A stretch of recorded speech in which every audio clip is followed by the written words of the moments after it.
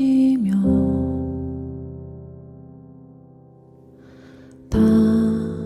당신을 느껴요. 오늘 우리에게 주신 하나님의 말씀은 출애굽기 39장 1절에서부터 7절까지 말씀입니다. 그들은 여호와께서 모세에게 명령하신 대로 청색, 자색, 홍색 실로 성소에서 섬길 때 입을 정교할 옷을 만들고 또 아론을 위해 거룩한 옷을 만들었더라. 그는 또 금실과 청색, 자색, 홍색 실과 가늘게 꼰 배실로 에봇을 만들었으되 금을 얇게 쳐서 오려서 실을 만들어 청색, 자색, 홍색 실과 가는 배실에 섞어 정교하게 짜고 에봇에는 어깨바지를 만들어 그 두 끝에 달아 서로 연결되게 하고 에봇 위에 에봇을 매는 띠를 에봇과 같은 모양으로 금실과 청색, 자색, 홍색 실과 가늘게 꼰 배실로 에봇에 붙여 짰으니 여호와께서 모세에게 명령하신 대로 하였더라.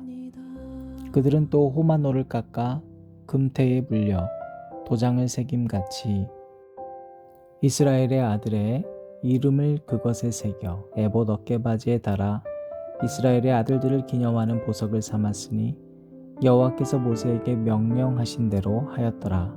아멘.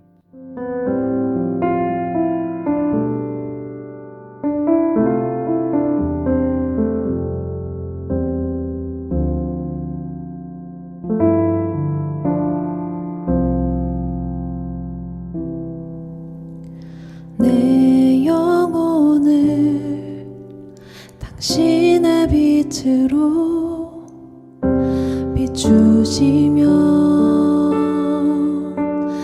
나는 이제야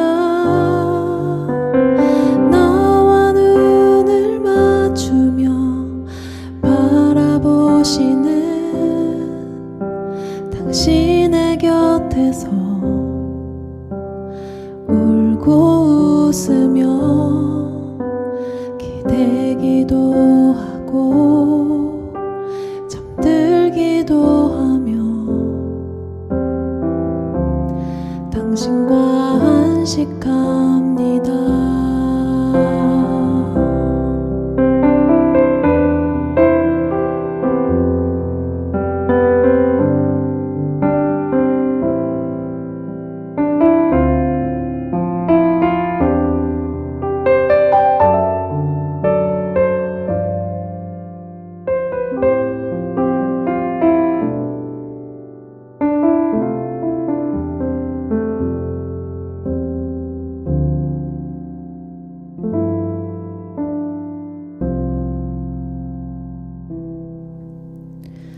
나와 눈을 맞추며 바라보시는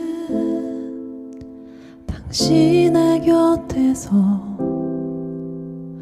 울고 웃으며 기대기도 하고 잠들기도 하며 당신과 안식합니다.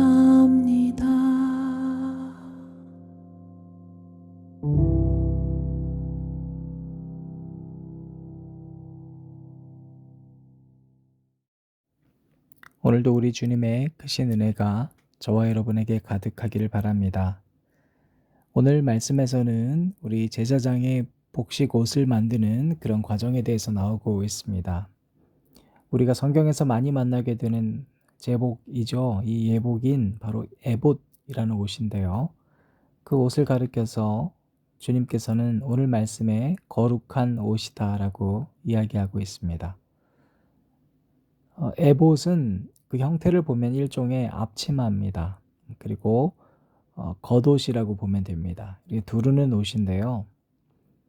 그 옷의 구성을 보니까 3절 말씀에 금을 얇게 쳐서, 자 2절에는 금실과 청색, 자색, 홍색 실 이렇게 나눠져 있잖아요. 그러니까 이게 세 그룹으로 나뉘어져 있었습니다. 금실, 그리고 청, 자, 홍 이 색깔이 여러 다양한 실과 아주 가늘게 꼰 배실 이 세 그룹이죠. 그러니까 가늘게 꼰 배실이 가장 연약해 보이는 실처럼 느껴지고, 또 청색, 자색, 홍색 실은 굉장히 화려하고 개성이 뚜렷한 실이라고 생각이 되지 않습니까? 그 실들을 엮기 위해서 금실도 함께 했는데, 여러분 이렇게 금실은 따로 어떻게 구성되었는지에 대해서 사절에 설명이 되어 있습니다. 보니까요, 금을 얇게 쳐서 오려서 실을 만들어, 이렇게 되어 있죠. 그러니까 금실이 원래부터 있던 게 아니라 금괴, 뭐 이렇게 금 덩어리를 가지고 다 아주 얇게 깨고 그리고 굉장히 얇게 만들어서 실처럼 얇게 된 거예요. 여러분 이 금실을 이렇게 이용했던 이유는, 이렇게 얇은 금실이 되면 굉장한 탄력성을 또 가질 뿐만 아니라, 그래서 이 실로 옷감도 같이 짤 수 있고 끊어지지 않으면서 색이 변하지 않고 빛을 발할 수 있기 때문입니다. 그러니까 다른 실들이 좀 연약해도요, 이 금실 때문에 버틸 수가 있고요. 빛이 다른 색이 좀 바래져도 금은 변함없이 그 색을 유지하기 때문에 언제나 이 옷이 화려하게 빛이 날 수 있었던 것이죠. 우리 여기서 아주 하나님의 깊은 이 옷에 대한 하나님의 담긴 생각을 읽을 수가 있습니다. 만약에 나는 금덩어리니까 나는 거래할 수 있는 금괴로 남고 싶다. 절대로 제사장이 입는 에봇의 도구가 될 수 없습니다. 여러분, 우리가 어떻게 해야지 좋은 교회가 될 수 있을까요? 나는 사회에서 이런 정도의 사람인데 라는 생각을 가지고 신앙생활하면 우리는 절대로 하나님이 사용하고자 하는 그리스도의 옷을 입은 제사장처럼 될 수가 없습니다. 우리는 깨어져서 얇아질 대로 얇아진 실처럼 될 때 비로소 하나님이 우리를 다루어 가시기 시작하는데요. 그게 뭐냐면 다른 타자의 삶, 여기서 보면 다른 색의 실이죠. 가장 연약한 배실이죠. 너무나도 개성이 다른 청색, 자색, 홍색 실이죠. 이들과 어울릴 수 있는 겁니다. 비로소 그때 에봇이 될 수 있는 거예요. 여러분, 이 금실인 이유가 또 뭐라 그랬습니까? 어디서 봐도 이 사람이 제사장임이 알 수밖에 없어요. 다른 사람들은 그냥 수놓은 옷을 입는다던가 하지만 제사장만 이렇게 금실을 토대로 만들어진 베옷을 입기 때문에 어딜 봐도 어떻게 봐도 제사장인 게 빛이 나게 되어 있습니다. 여러분, 그러므로 우리 교회를 생각했을 때 무엇이 좋은 교회라고 했습니까? 여러 색과 섞일 수 있는 것이 그리스도인의 집합체여야 합니다. 그게 교회예요. 세상은요, 정치색으로 모이죠. 세상은요, 내 가치관의 색으로 모입니다. 근데 그리스도인은 그러면 안 돼요. 그리스도인은 내가 생각하기에는 너무 나랑 다른 색을 가진 그들을 포용할 수 있어야 됩니다. 그게 교회입니다.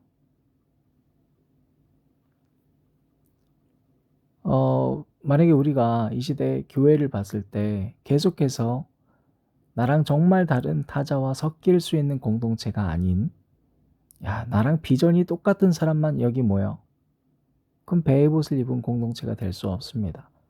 소위 좌우를 나누고 좌파냐 우파냐라는 논리로 신앙생활을 하거나 그 색을 가진 공동체의 구성원들만 모이면 여러분, 그것이 정말 하나님이 원하시는 교회겠습니까? 그렇지 않습니다. 여러분, 여러 색과 섞일 수 있는 것이 교회의 모습이어야 합니다. 자, 4절 말씀 보면 에봇에는 어깨바지를 만들어 그 두 끝에 달아 서로 연결되게 하고, 어깨바지에 대한 디자인인데요. 에봇의 앞과 뒤를 이어지게 하는 멜빵 역할을 하는 겁니다. 이 어깨바지가요. 이 견대를 통해서 앞과 뒤의 옷이 이어지게 되고 견대 위에 이스라엘 12지파의 이름이 새겨진 호마노를 이제 새겨 넣습니다. 그러니까 여러분이 어깨바지를 만들어서 연결시킨다라는 이야기를 굳이 성경이 하고 있는 이유를 우리는 기억을 해야 됩니다.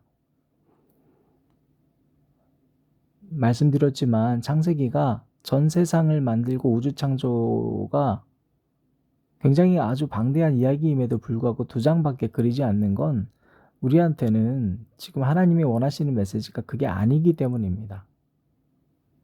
다루어야 되는 분량으로 따지면 어마어마하고 방대하겠지만 하나님은 2장으로 모든 것을 다 생략하셨습니다. 오히려 가정에 대한 이야기가 대부분이라고 그랬습니다. 출애굽은 애굽에서 출애굽하는 장면은 12장이지만 나머지 성막을 만드는 장면이 13장이라고 그랬습니다. 하나님이 지금 원하는 이야기를 길게 하고 묘사하는 데는 다 이유가 있습니다. 따라서 이 어깨바지 이야기를 했다라는 것도 우리가 기억을 해야 돼요. 여러분, 앞과 뒤 만약에 연결이 없으면 이 앞과 뒤는 하나의 옷으로 이어질 수가 없습니다. 우리 사람의 시선으로 생각해 볼까요? 앞에 있는 사람의 눈으로 보면 앞을 보면 늘 앞서가는 사람의 뒷모습만 보일 수밖에 없죠. 뒤에 있는 사람의 눈으로 보면 뒤를 보면 늘 나를 쫓아오는 타인의 앞만 봅니다. 어깨바지는요, 그 둘을 연결시켜 주는 겁니다. 비로소 연결될 때 우리는 통합된 시선을 가질 수 있습니다. 좋은 교회가 된다는 건 이렇게 서로 다른 존재들을 연결시켜주는 만남의 통로가 되어줘야 합니다. 여러분, 5절 말씀을 보면요, 에봇을 매는 띠가 있습니다. 바로 이것이 옷이 절대로 벗겨지지 않도록 해주는 도구이기도 합니다. 에봇 위에 에봇을 매는 띠를 에봇과 같은 모양으로 에봇과 같은 모양으로 금실, 청색, 자색, 홍색 실과 가늘게 꼰 배실로 에봇에 붙여 짰으니. 그러니까 이것이 있기 때문에 옷이 벗겨지지 않아요. 이게 무슨 얘기냐면 그리스도의 옷을 입는다는 건 이제는 이 옷이 내 몸과 같이 되어야 돼요. 형식적이지 않고 이제는 이 옷이 내 살과 같아야 돼요. 벗겨지면 안 돼요. 여러분, 신앙생활을 한다는 것은 하나님을 섬김에 있어서 우리가 조금 전에 말씀드렸던 이 타자를 사랑하는 삶이 절대로 형식적이 되는 것이 아니라 나의 삶의 체화가 될 수 있도록 노력해야 돼요. 자, 6절 7절입니다. 그들은 또 호마노를 깎아 금태에 물려 도장을 새김같이 이스라엘의 아들들의 이름을 그것에 새겨 에봇 어깨바지에 달아 이스라엘의 아들들을 기념하는 보석을 삼았으니 여호와께서 모세에게 명령하신 대로 하였더라. 자, 지금까지의 이 의미를 잊지 않기 위해서 하나님께서는 보석을 깎아서 도정을 새기고 이름을 넣고 어깨바지에 이제 달게 됩니다. 아들들의 이름을 거기에 새겼다라는 걸 우리가 기억했으면 좋겠습니다. 여러분, 자녀가 있는 데서 좋지 않은 모습 보일 부모가 세상에 어디 있겠어요? 아이들이 있는 데서 언행 함부로 하는 어른이 여러분 거의 없을 거예요. 여러분, 지금 제사장이 옷을 입은 제사장이 그냥 세상에 나가는 게 아니라 밖에 돌아다닐 때도 이스라엘의 아들들을 기념하는 보석을 어깨에 달고 있다는 건 뭐예요? 나와 늘 우리 아들들이, 우리 아이들이, 우리의 자손들이, 3세대들이 내가 어디에 있든지 함께 있음을 기억하는 겁니다. 여러분, 우리가 비록 가정을 오늘 떠나 있다 할지라도요, 제사장으로 임명받은 저와 여러분이 가는 그 현장에 우리 3세대의 아들이 함께 있는 겁니다. 그곳에서 세상적인 이야기를 할 수 있겠습니까? 우리가 좋은 교회를 만들어 간다는 것은 바로 이런 그리스도의 옷을 입는 겁니다.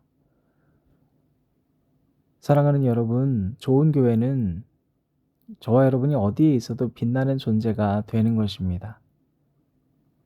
그래, 우린 금실이야. 할 수 있어요. 나는 굉장히 잘났어.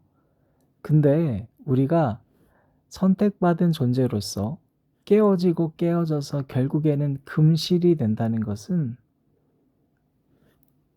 다른 개성이 강한 형형색색의 실뿐만 아니라 얇고 가는 배실과 함께 어우러져 이 땅에 그 누가 봐도 참 아름답다 할 만한 제사장이 입는 에봇을 만드는 사람이 되는 겁니다. 여러분, 다른 실은 그 모습과 형태가 늘 그대로겠지만 금실은 타인과 어울리기 위해서 끊임없이 타자에게 자신을 맞추고 깎이고 깨어질 줄 아는 사람입니다. 바로 거기에서부터 빛과 소금의 역할이 나타나게 되는 것입니다. 우리가 이렇게 사람을 사랑할 줄 아는 삶을 산다는 것은 그러므로 우리가 어디에 있든지 이제는 이 삶을 우리 뒤를 이어가야 할 아이들이 함께 있음을 기억하는 사람이 되는 겁니다. 우리 어깨에 그 아이들의 이름이 새겨져 있음을 기억해야 합니다. 그러면 함부로 이야기할 수가 없습니다. 아이들이 있는 데서 세상 사람과 똑같이 다투고 욕하고 도둑질할 수 있겠습니까? 아이들이 있는 데서 음란한 언행을 할 수 있겠습니까?